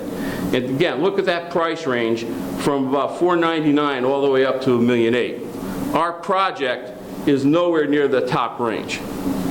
So the other thing I looked at is the fact that this would make the project more competitive because it's mid-range. Also represents the current new construction pricing that takes place. We're talking new construction. And new construction, has escalated over time. And that's just the fact. That's what's happening in the marketplace. Again, I looked at the lifestyle of Guilford. Usually when I do a tapestry segmentation, which is a profile of the population, there's usually 10, 15 different lifestyles in that population, okay? Guilford, the whole town is represented by 5 lifestyles. 5, not 10, not 15, not 20, but 5. And they call them in ESRI, ESRI, which is one of the major demographic services, classifies them by names, and this is called savvy suburbanites. But the point that I'm trying to make is that 49.4%, okay, of Guilford's population fall within that category, which represents a median value of, let's see, can't see it, $311,000 is the median household value. 50% are higher, 50% are lower. The U.S. is only $177,000 is the national average, or the national median. I then looked at the next tier, which was top tier, which comprises 12.7% of the population of Guilford, okay? And that median house value was $666,000 in Guilford. 50% higher, 50% lower. Another thing that we got to take a look at too, I just want to go back here, is that only 9% of this group likes to rent. The balance, 91% like to own. In this group, the exurbanites, the 26.7%, there's about a 14-15% rental rate. The balance like to own. Top tier, which is the $666,000 median household income, only 9.5%, about 10% like to rent, 90% like to own. Well, what's the significance of this? Well, if they want to downsize and they're in the $660,000 or $1 million range, they have an opportunity here to buy something much less to stay in Guilford at this particular project. And then the last group that's in Guilford, the 5th segmentation, is called In Style, which is only 6.2% of Guilford. Again, their median household value is $214,000, and there's only about 68-69% that own the balance rent. That's the entire profile of the town of Guilford. One of the things was asked, what about the elderly? Well, we have in Connecticut 5.1% of the population is what they call golden years, which has a median age of 51, has a household size of about 2.05, about 2, and a median income of about $61,000. We have 5.1%, I'm sorry, 5.1% was Guilford, Connecticut is 4.1%. So the number of people that fall into the age-restricted category is not as great as one would think in the town of Guilford. And again, golden years, one of the things I wanted to point out, I did a pretty good profile on this. Here's what they had. They had, and there's about 42% of that group of the golden years want to own, the balance would prefer to rent. So the demand for purchasing for the age restricted group that previously was approved for this site is not as great as it is for the market rate units that are out there. Now, one of the things that you asked me to look at was the declining school enrollment in Guilford. Someone made a comment about that. And again, this study was done in 2015 to 2024 was the projection. And in 10 years, they expect a 25% drop in school enrollment. So, and there was some articles and there was some comments that I saw online relating to the vast amount of school-aged children that this project would produce. When I did my study with the Rutgers information and other sources, the Baldwin reports, I came up with 20 school-aged children for this project based on income and pricing of the units. I asked permission to go to the Guilford School Board to do some primary research. I asked them to give me the information of the number of school-aged children per condominium complex in the town of Guilford. So this is primary research. This is direct information, no fudging. I did leave one condominium complex out, which would change my numbers, which would lower the numbers, because when I discovered it and I checked on it, there were no school-aged children at that particular complex. So what I was able to do was the data analysis was for this May, and again, it's subject to errors and omissions, and I'll tell you why. The assessor's office does not have a book, this is condo complex A, condo complex B. It's all just by street. I had to physically count the field cards. So if there was a field card missing or there was an error on the field card, it's subject to that error. So this is as accurate as we could get with the information that is publicly available. There were 15 complexes, and my agreement with the school board was to give you the information in the aggregate. I have it by complex, and I know how many children there are per complex, to protect the children because of what happened in Sandy Hook and the sensitivity of the information. I can only present the information in the aggregate, and that's what I'm doing. There were 15 complexes, okay, which were 733 units, or about 1,077 bedrooms. So I physically counted all the bedrooms per complex. And the total students in all of Guilford condominiums through the whole town were 96. There were 96 children out of 733 units, or out of 1,077 bedrooms. That resulted in about a 13% student per unit, or about 8.9 or about 9 students per the bedroom count. So when we multiply that out, Guilford Village West calculations come out to be 115 units times this 13% is about 15 school-aged children. And if I do it by bedroom, we come out to what I had in my report, which is about 20 school-aged children. And that also supports the calculations I did, which is the 2016 calculations. My numbers do not change when it comes to the fiscal impact of the town. It's still positive, about $350,000 revenue to the town. I thank you. I'll take any questions you may have. Yes, sir. What was the cost per student that you used? Because in your initial report that I was reading, you had 13,000, but it's 18,000 now. So what multiplier? Well, you have to deduct the subsidy from the state.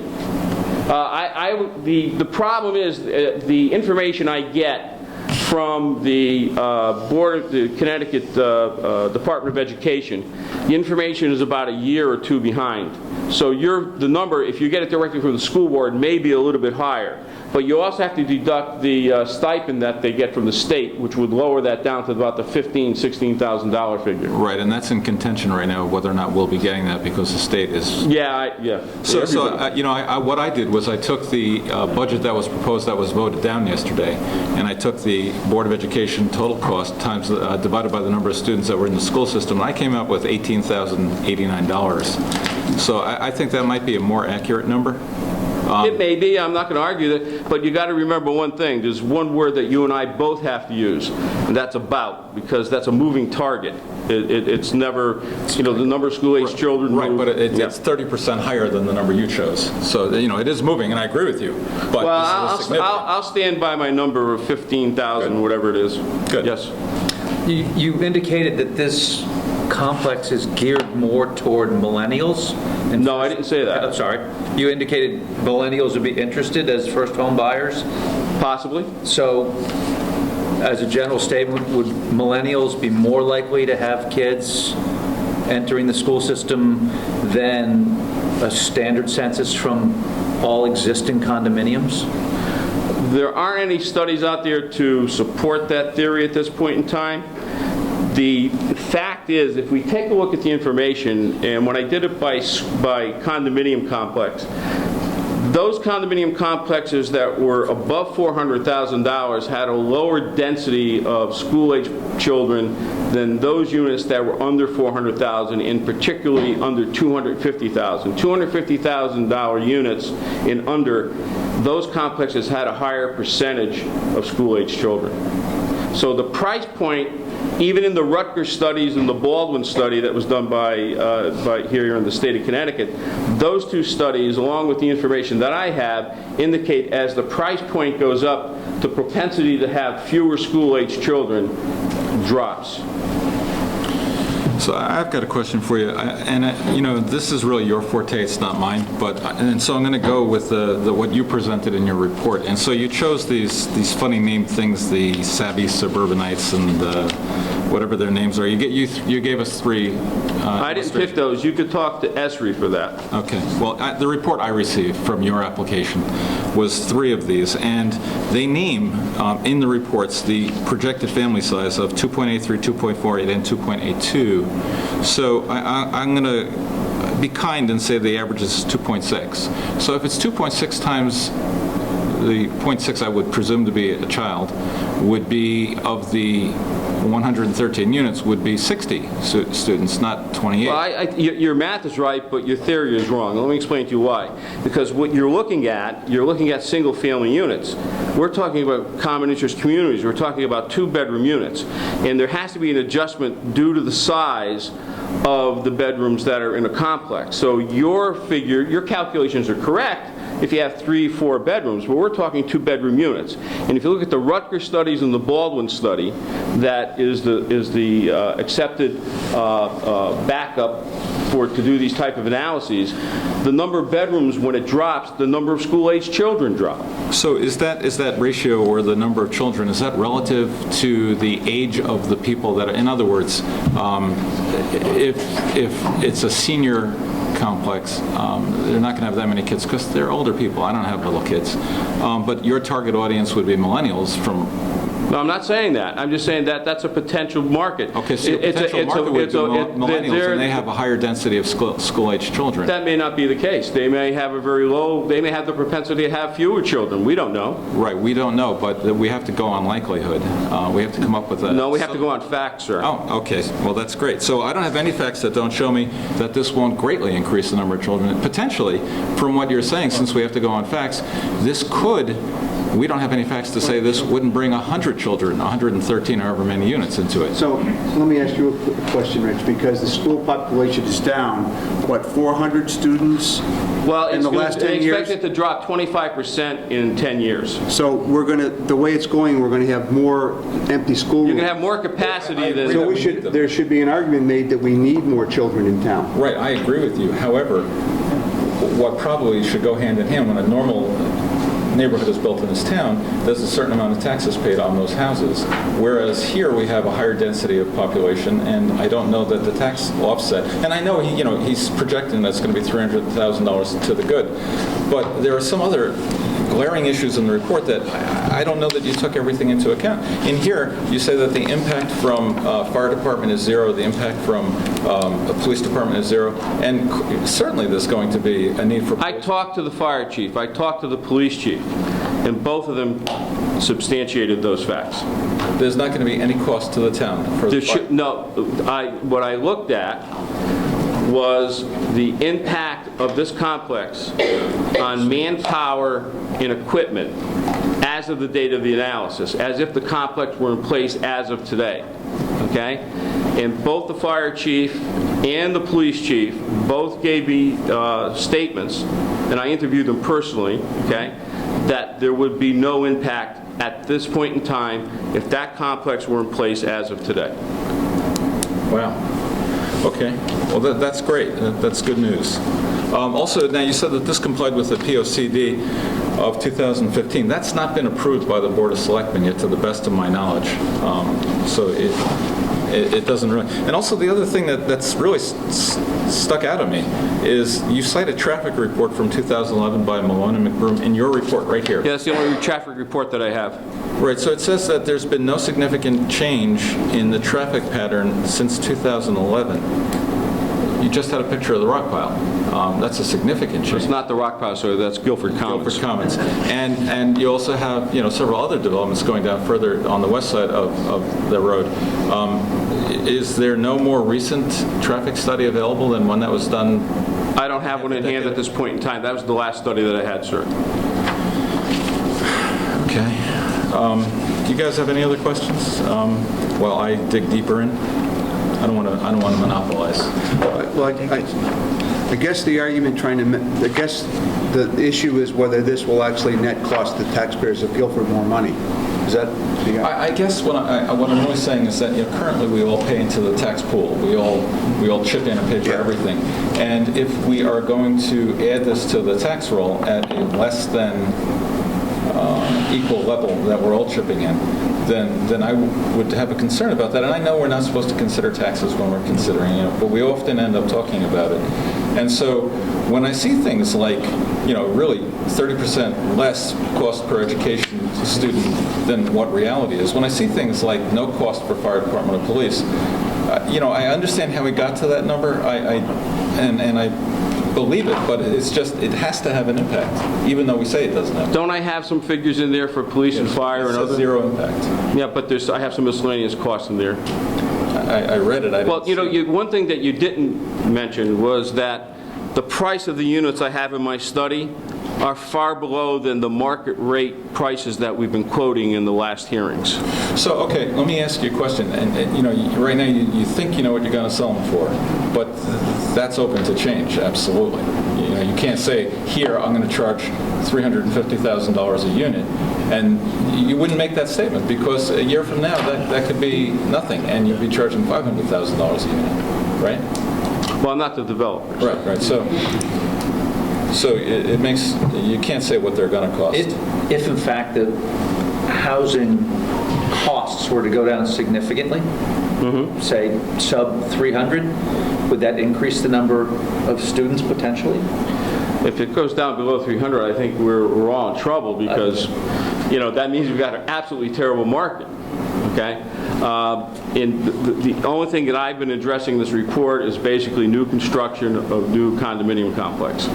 Okay? I haven't done a full study of all the housing in Guilford or anything like that. Look, we don't know what we don't know. We can only base our reports and our projections on historical data and any current data that we could develop. And one of the primary things that I was able to develop here was some primary information that there was only 96 school-age children in all the condominium complexes in Guilford, which came directly from the school board. Now, it may be a little more or a little less than that, because they may have missed some, I may have missed some units, but the numbers are pretty accurate.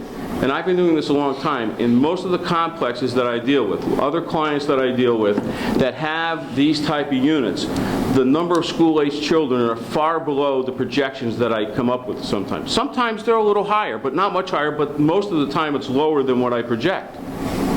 And I did a study in the town of Milford a number of years ago where that school board cooperated with me, and out of, I think it was 3,900 condominium complexes, we wound up having 48 or 49. My number may be wrong, but it was a very, very low number of school-aged children in the condominium complexes that were in Milford. And we did the exact same thing. We found out the number of school-aged children per complex. The school board gave me the information, and I just reported on it.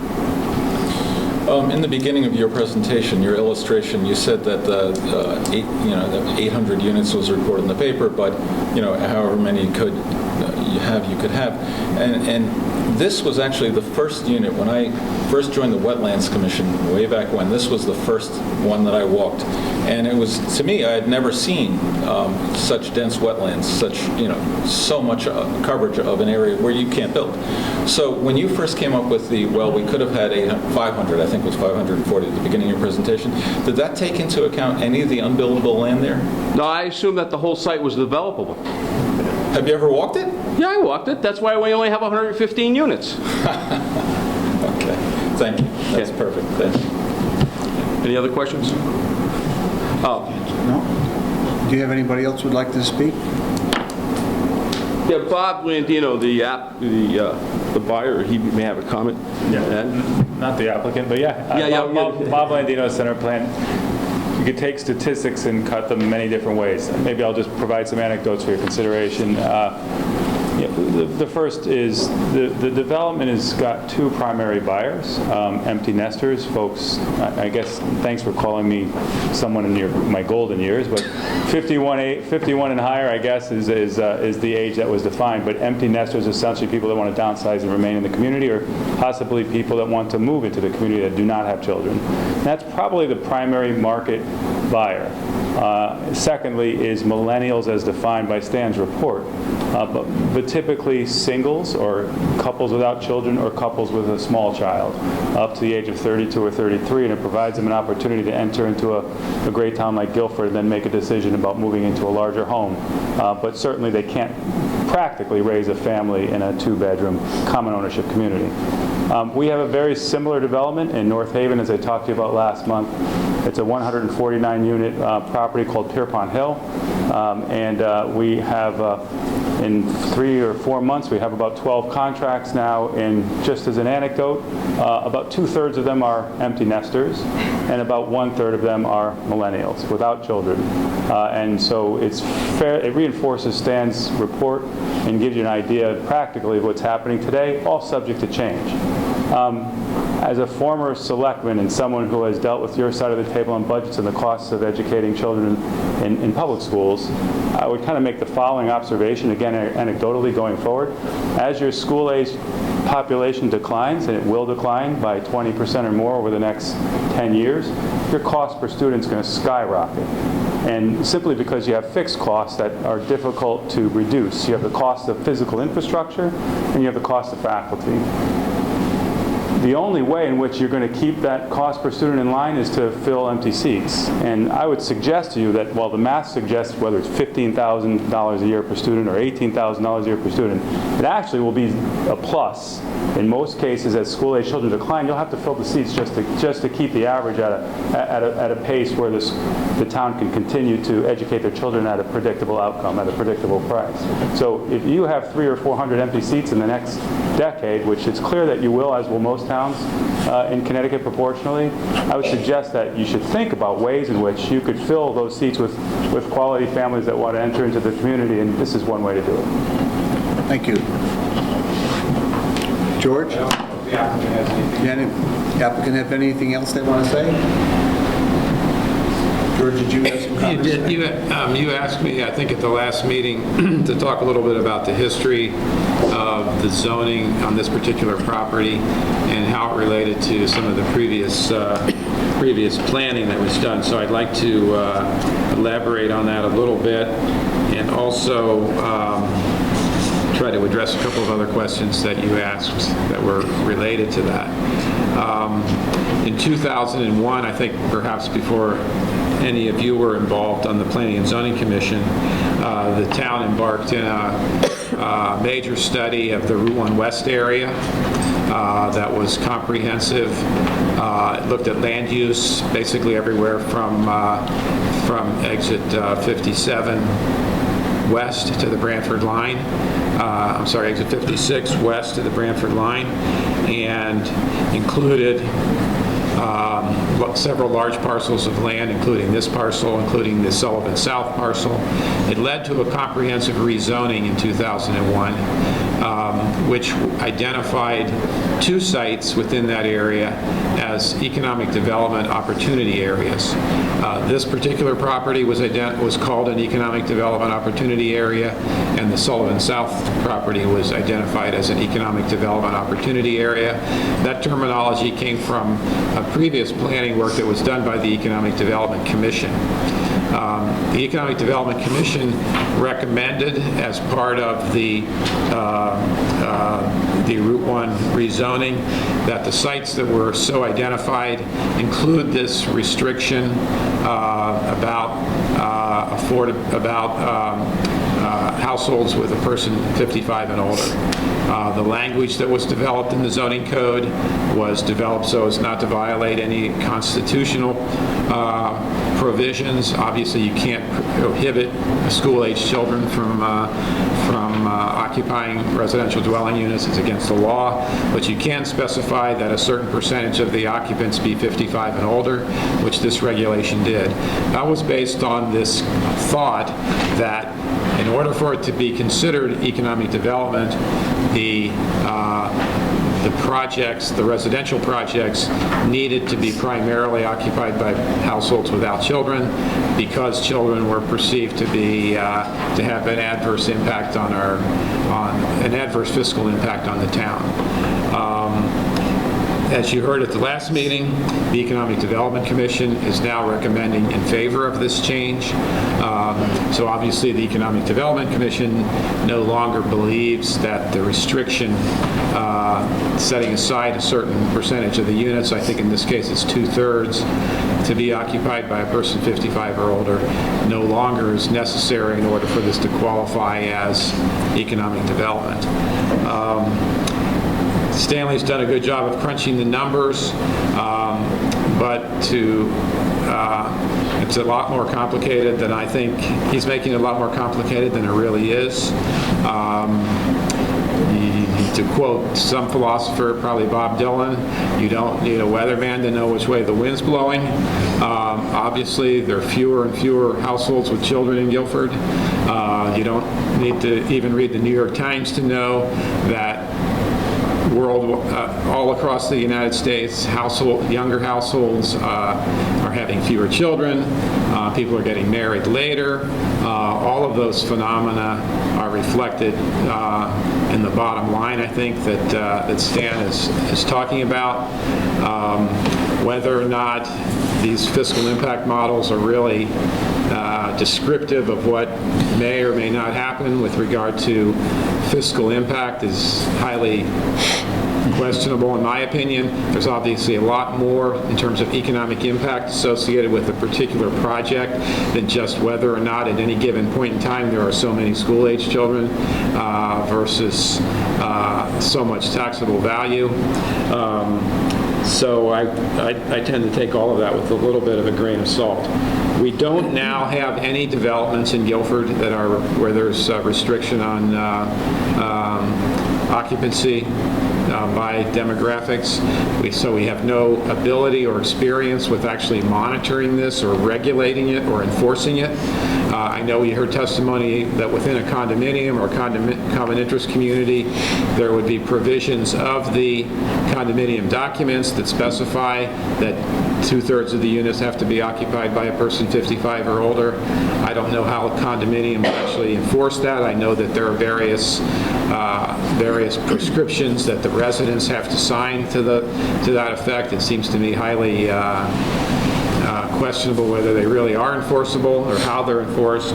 I do know that from our point of view as administrators and as regulators, it's not something that we would really want to do. We don't want to be checking people as they move into their condominium unit to see how old they are. That's not something that the town, I think, really wants to be in the business of. So the whole notion of these kinds of restrictions strike me as being administratively difficult. You asked a question about the relationship between density and number of units allowed and age restriction. There is no direct relationship. It's not that you get more density if you restrict more or higher percentage. The densities that were created are allowed for these zones, the two zones that I mentioned, the MUC1, which is the Sullivan, and the MUC2, were specified as residential units per acre, and along with that came the age restriction, but there's no provision for greater density if you restrict more. There's no provision for less density if you restrict less. So the density-age relationship is it's not a moving target. It's something that was fixed in place at the time. Finally, just by way of a personal observation, and I'll just kind of repeat what several people have already said, and that is we are competing with other towns for this type of development. It's a development that's allowed under our zoning regulations and results in economic development. I think, as the Economic Development Commission has reported, our ability to kind of affect this social engineering that we're sort of suggesting or talking about here, again, is, I think, highly problematic. Thank you. Okay. Does that answer your question about the history of this at least? Okay. Yes. Okay, this is the public hearing number 2. So is there anybody here that would like to speak against this proposal? Or for it, either way? Question? Yep.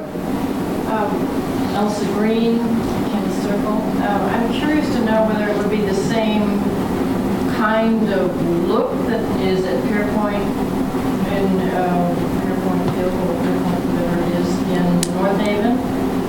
Do you use the same architecture? Do you expect it to look the same? If someone would like to respond, yes. Bob, it would probably be somewhat different. It would have probably more shoreline architectural detail. The homes would be of a higher price point than North Haven. So it would be a completely new design, more reflective of what is typical for the town of Guilford. But there will be very many similarities in terms of floor planning and the finishes inside. If you went inside the model, you would get a good sense of what would be built, but the outside will likely be different. Okay. Anyone else who would like to speak in favor of this or against it? Although I said a few comments, Brian McGlone, I said a few comments at the last hearing, so I won't repeat all of that.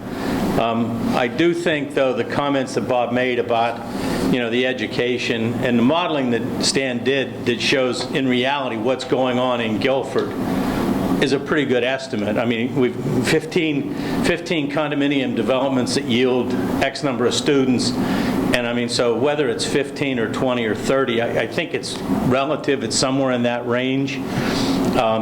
It's not hundreds, I don't think, but that's anecdotal on my part, but just kind of looking at that analysis. And I, too, would just comment, we hear 15, 18,000 a student.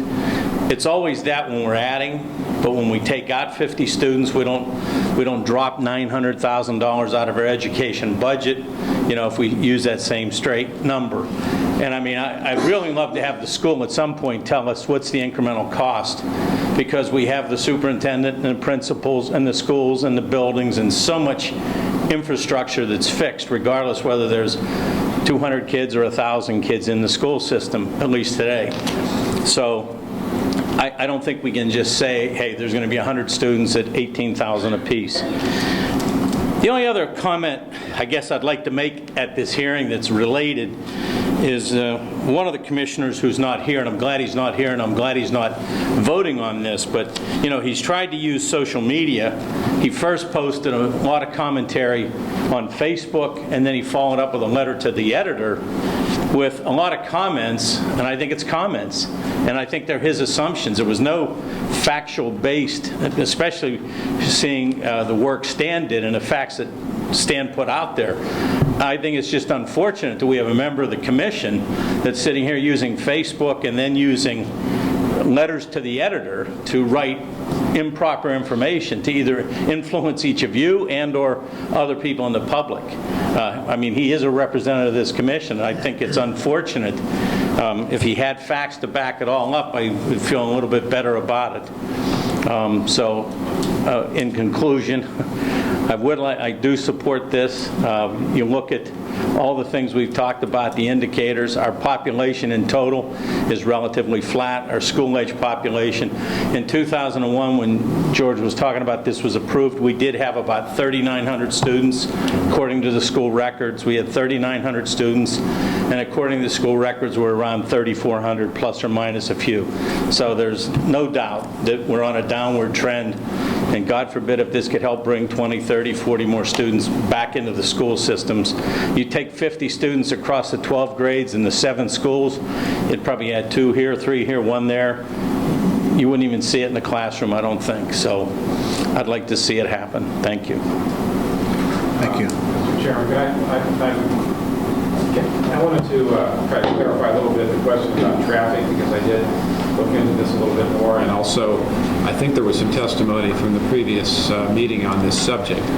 The DOT is saying, as I understand it, that the difference between the 115 unit, the traffic from 115 units, where 2/3 are restricted to a person 55 and older, and the same development where there is no such restriction, the amount of traffic generated is minimal. There was a traffic study done for this project and approved by DOT when this project was approved initially, and that traffic study included the projected traffic for Guilford Commons, as is done with traffic studies like that. When there's an approved project, Guilford Commons had to do a traffic projection. The numbers that were used in that projection were then used for the traffic study that was done by this particular development, and it did result in warrants that led to the creation of a common traffic signal that served both Guilford Commons and this proposed development, where this developer also has to pay for the part of the cost of the installation of that traffic signal. So I believe it's the case that DOT is saying that no further traffic study is going to be required for this. If a new project comes forward with a site plan and DOT says that another traffic study is required, then that'll determine that. But based on what they've said so far, that's not going to be the case. Anyone else?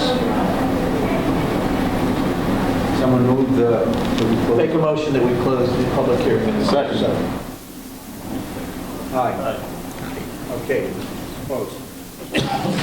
Okay, we're going to have 10 minutes, and then we have to change tapes here. So what do we have to look at tonight for public hearings? We're into deliberations. Yeah.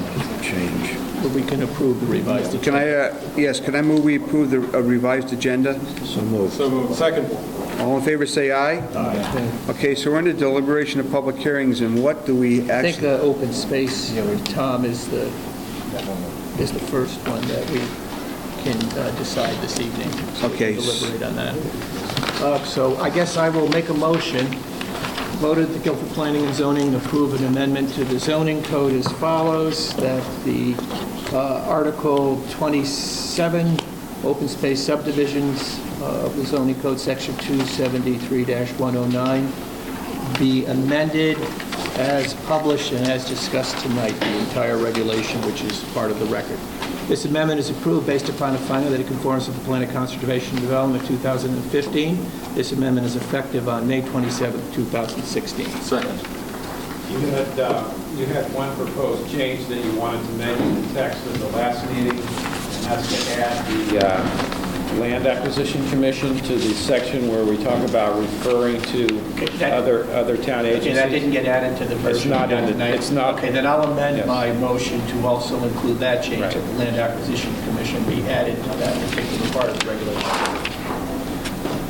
I'll add it to the second. Discussion?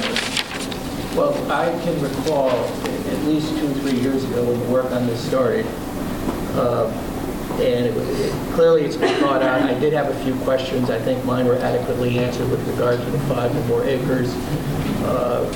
And when all is said and done, I'm in favor of this. A lot of work was put in, a lot of good work, and let's hope that if subdivisions start up again in Guilford, that we do get more of these open space subdivisions, which I'm very much in favor of. Yeah, I couldn't agree more. Also, the fact that it's not going to have a negative impact on taxes, and that was my main concern, is that by passing on tax costs to other people, it wouldn't be fair. But, Russ represented that wouldn't be the case. It makes sense that that's not the case. So I'm 100% with this one. Any other comments? So much on board, it's win-win. I think it offers a much better potential quality of life for people living. Okay. All right, let's take a vote on this. All in favor, say aye. Aye. All opposed, say no. None? Okay. So we have how many minutes, Shannon? So you can do one more. Okay, so let's try to deal with the age-restricted. I'll make a motion, vote at the Guilford Planning and Zoning Commission, approve an amendment to the zoning code as follows, that we will amend section 273-187, subsection 7, to eliminate the requirement for senior housing in the MUC2 zone. Second. I'm sorry, this amendment is approved based upon a finding that it conforms with the Plan of Conservation Development 2015. This amendment is effective on May 27, 2016. Second. Seconded? Yeah, I did. Okay, thanks, Josh. All right, discussion? I still think I have a lot of questions. I know he's answered them, but I have questions about these numbers and the lack of impact financially. I see large impacts. I'm concerned about that. Well, I mean, I would say that, sure, you want to know. Well, I mean, let's face it, this isn't an exact science like chemistry or physics where, you mix two things together with the same temperature, we get the same answer, we can calculate it to the 5th decimal point. There is some art to this, okay? But I think the best you can do in a situation like this is go on the historical data and the best data that we have today. And that's as accurate as you're going to get for an answer. Now, will that be accurate in 10 years or 15 years? Who knows? When this was originally approved, I'm sure there were a lot of projections done 12, 13 years ago that said that this would be a viable project. However, the market's changed since then. We've had the recession in between, and that probably impacted this to some degree. But what we have heard is that the market's changed. I think we've had the best assessment. I haven't heard anybody really shoot holes in it. I mean, I think anecdotally there's concern that, well, how can it not increase some of the resources necessary or generate a lot of children? But again, based on the historical data and the best data that we have, including the Board of Ed data, I mean, I think we've got reasonable answers. Now, having said that, who knows in 10, 15 years if that will pan out. But we have to make decisions sometimes on the best data that we have. There is some art and not all science with this. But at least with the presentation, I've heard the numbers seem reasonable. We've talked to the police chief, we've talked to the fire chief. They've indicated that there would not be any increases in costs there. And I think there will be some children added to the school system. But we also are having a lot of vacancies based on the town's own projections. So when you net it out, I don't see how we're going to get too far astray. And if anything, we can hopefully increase the tax base to the town. That's sort of similar. We had that conversation right before the meeting, and we agreed. Fluidity, things have changed. I was on EDC when we proposed the age-restricted component to this. And that was what? 2001, we're 15 years later. Some things have changed. And we got an applicant wants to do something with it, and we're sitting here talking about it. Let's go do it. Yeah, I think the only information that we have before us is information that shows that this is a net gain. I do see that, there are going to be costs, and maybe the costs aren't exact, but it looks as though it's going to be a net gain to the town. Anything else, Phil? A lot of the questions are answered. I'm not a huge fan, but... Okay. Mike? Okay. I am in favor of this, for everything that everybody has said. I'm not sure about the exact numbers, but that this is an approved project. It's already been approved. And we're really not, there's nothing I can see about the actual physical product that's going to be changed because we're changing the people that can live there. So I'm in favor of it. So having said that, all in favor say aye. Aye. Opposed to? Okay. Thank you. Yeah. You want to change the tape now? Go ahead, let's change the tape. We'll adjourn the meeting then. Motion to adjourn to change the tape? Second. Aye.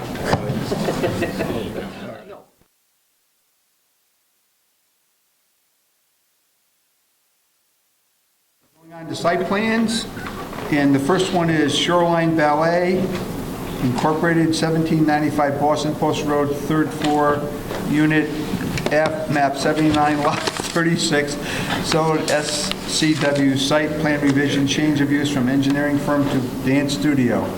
Pertinent reg is 273-73, request to receive and take action. I'll make a motion to receive. Second. All in favor, say aye. Aye. Okay. Hi, I'm Catherine Contessa, 322 Willow Road, and I'm the owner of Shoreline Ballet for 1795 Boston Post Road, 3rd floor, Unit F, and I'm requesting to have it changed from an engineering firm to a dance studio. And everything's okay, Reg, with the parking? And Yes. There's a letter from Dennis. Okay. I actually spoke to her about the parking because I wondered too, if there are 20 parking spaces on the upper level, which she will be instructing her students, drivers to use. Yeah. Plus, there are another 15 parking spaces that are dedicated to this particular building at Guilford Commons. Okay. All right, this letter from Dennis Johnson. So that's a lot of parking. Dated May 18th, the applicant's proposed change in use from office to dance studio is compatible with the septic system facilities currently serving the building. It's recommended that the proposed change in use be approved. So is this the building that was where... Good job, This is where the Sachem Wine Shop is. Okay. And the new animal hospital. Yeah. But you're on the third floor, right? Okay. Yeah. Other comments? No, I have no further questions. Tap dancing? Yeah. Is that a motion? I would. I'll make a motion if I can find it. I don't think it's in this thing. Oh, yeah, we go. Voted that the Guilford Planning and Zoning Commission approve a site plan revision for a change of use for Shoreline Ballet at 1795 Boston Post Road, map 79, lot 36, as shown on application dated 5/4/16. This application is approved based upon a finding that conforms with the zoning code. Second. Any more comments? Well, it's obviously adequate parking, and if anything, it's probably a less intensive use than what was there, so I'm all in favor of it. And we need more ballet studios in town. I cannot argue with that. Okay, all ready to vote? All those in favor say aye. Aye. Anybody opposed? Jennifer Kuhn, thank you, ma'am, very much. Thank you. That was quick. Jennifer Kuhn, Shift Cycling, 965 Boston Post Road, map 46, lot 124A, zone TV, site plan revision, change of use from engineering firm to yoga and fitness student. So where are all the engineers going? What happened here? Is it the same engineer? Obviously, they're all moving there. I'll make a motion to receive the application. Second. All in favor, say aye. Okay. Go ahead, ma'am. Hey, Jen Kewen, Shift Cycling, 965 Boston Post Road. We want to take the first floor and turn it from an engineering into a fitness studio to help people make a shift in their life. And the checklist is fine on this too, Reg? Yes, Parking and everything? I spoke to Jennifer, Okay. and if you look at the applications, the way she has the classes scheduled, when there's yoga, there's no shift cycling. So there's no competition with the parking. Okay, so it's adequate then. What building is this, just? This is the Russo building between the Brownstone Restaurant and the health center on the corner of State and Route 1? Yeah, I know. Yeah. It's where the big what if sign was all week. Celebrity used to be upstairs. Yes, it used to be Celebrity Grounds. Yeah, there's a letter here from Dennis Johnson dated May 18, 2016. That's the applicant's proposed change in use from, I don't know. Wait, what does it This is say? the wrong one. No. The actual. Is it a yoga studio? From office. Yes. From office to a yoga fitness studio Oh, is what happened compatible to with the septic engineering? system. They're gone. Facilities currently serving the building. It's recommended that the applicant's proposed change in use be approved. It's perfect. Gotcha. I don't understand. I mean, it's like magic. Talking about engineering. I guess That's what's leaving. Yes. Voted that the Guilford Planning and Zoning Commission approve a site plan for change of use 965 West Post Road, map 46 for shift cycling shown on application dated May 2016. It's approved with no conditions and it conforms, based on a finding that it conforms to the zoning code. Second. Any other comments? Have we made enough positives why we should approve this? I think we have plenty in the record to support that conclusion. Yes, it's All right, all those in favor say aye. Nice. Thank you. One more. You ready? Split it up. What did you say? Where's the ice cream? Joseph Amatrano Sr. for Sachem Square LLC, 934 Boston Post Road, map 47, lot 23, zone PV, site plan revision, enlarge open existing outdoor eating area in front of Ashley's Ice Cream Shop. Joe? Okay. I'll make a motion to receive. Second. All in favor, say aye. Joseph Amatrano, 9 Ives Place in Guilford, and we're looking to extend our seating in front of the ice cream shop. We're talking about maybe 120 square feet, and we're not going to lose any parking spaces. It is, I'm not quite certain if I gave pictures. I did to the design review committee, which they approved this, the addition, but it's not going to hamper or impair any traffic through the shopping center. And we're going to put a couple of tables with a couple of umbrellas. Well, there's a letter here from Dennis Johnson. What does it say? It was dated on May 18th. Did you happen to get the letter? No, he doesn't. The applicant's proposed patio enlargement does not conflict with the septic system facilities currently existing on the site. That's from Dennis Johnson? That's from Dennis, yeah. Good old Dennis. Do you want a copy of it? No, I saw it. He actually came in the store today. Okay. So I saw him. He told me he wrote a letter. I didn't see it. It's gonna, yeah, it's with the Basically, back. Joe, I got to ask you a question, because I'm basically in favor of having these things outside. Do you have a concern about safety? I don't. If I'm having this Torrenson group do it, and the walls are going to be probably 1.5 feet thick. There's going to be barriers where no cars can drive up. Actually, it was more of a problem before because the lip of the curb was only that high. I was worried about somebody coming right through that. Right, so now we're going to have, I forget what they're called, but where a car can park right up and they can't pull over it. The curb, the cement. Yes. Tire stuff, yeah. Tire stuff. Anybody else? Are you planning on any landscaping at all, or just the cement?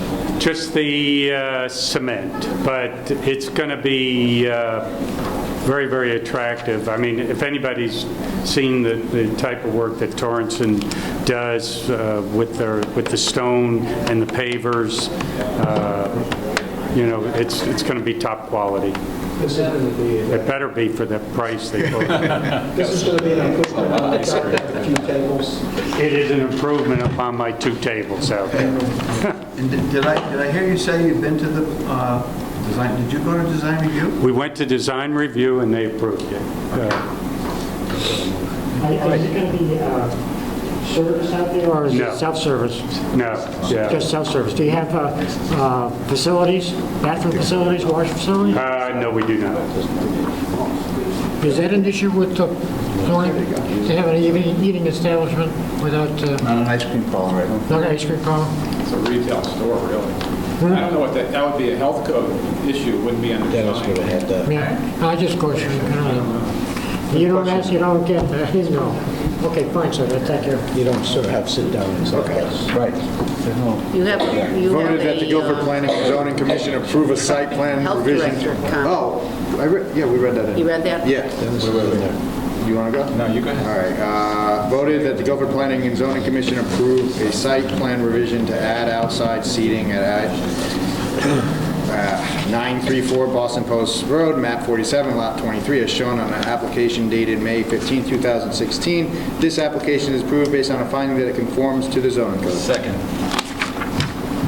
Okay, so I think it's perfect. I mean, I wish I could still go there and eat ice cream all the time. I wish you could too. I had to stop going. I was your best customer. to help towards and pay towards and money for My doctor would have it.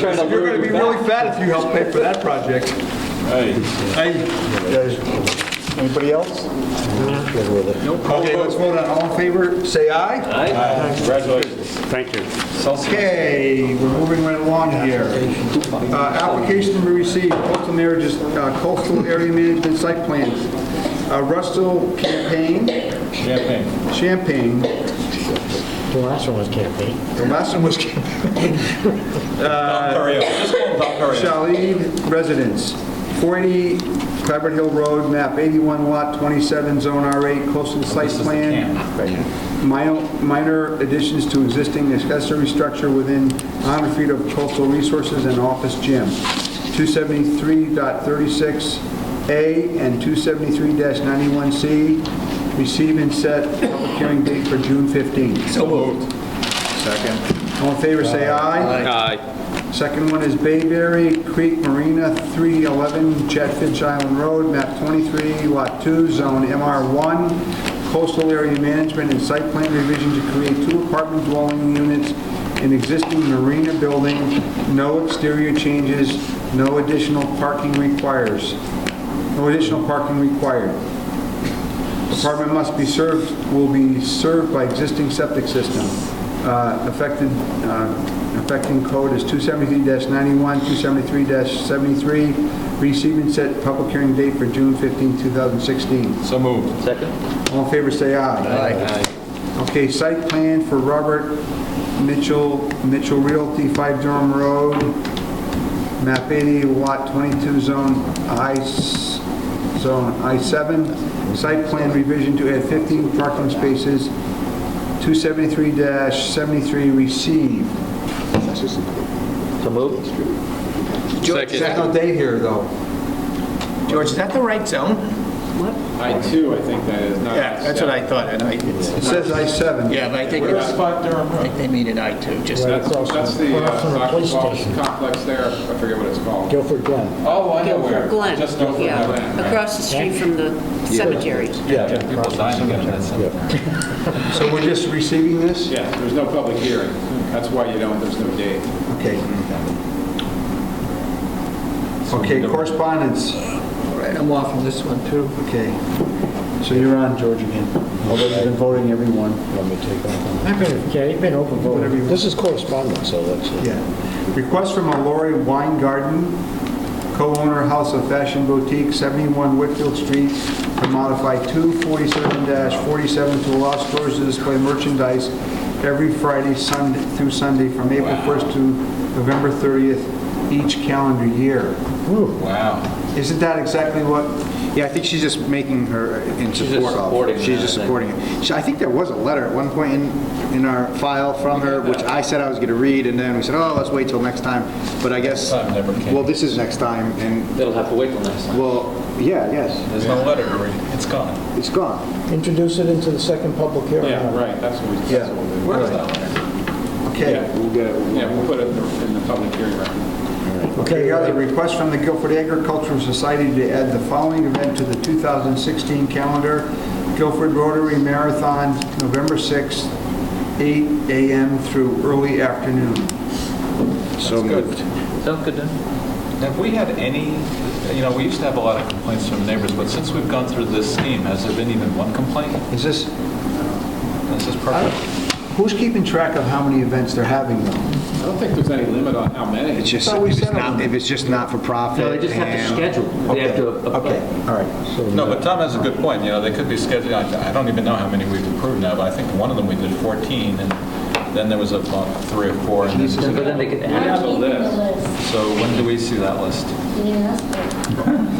next meeting. Next meeting. Okay. All right, so I guess we have to vote on this. Motion to approve. Second. All in favor, say aye. Aye. Okay. We have bills to approve, Shoreline Publishing 191.08. Rich, would you like to make your usual? You know what, I make a motion that we pay this bill immediately. Second. All in favor, say aye. Aye. Approval of minutes, 5-4 regular meeting. I reviewed the minutes, didn't see any changes that needed to be made, so I'll make a motion that we approve the minutes as is, but leave that open for I'm discussion. abstaining. Second. They look substantially correct. Okay. All in favor, say aye. Aye. Motion to adjourn. Second. All in favor, say aye. Thank you. Good night, everybody. Frank, let's-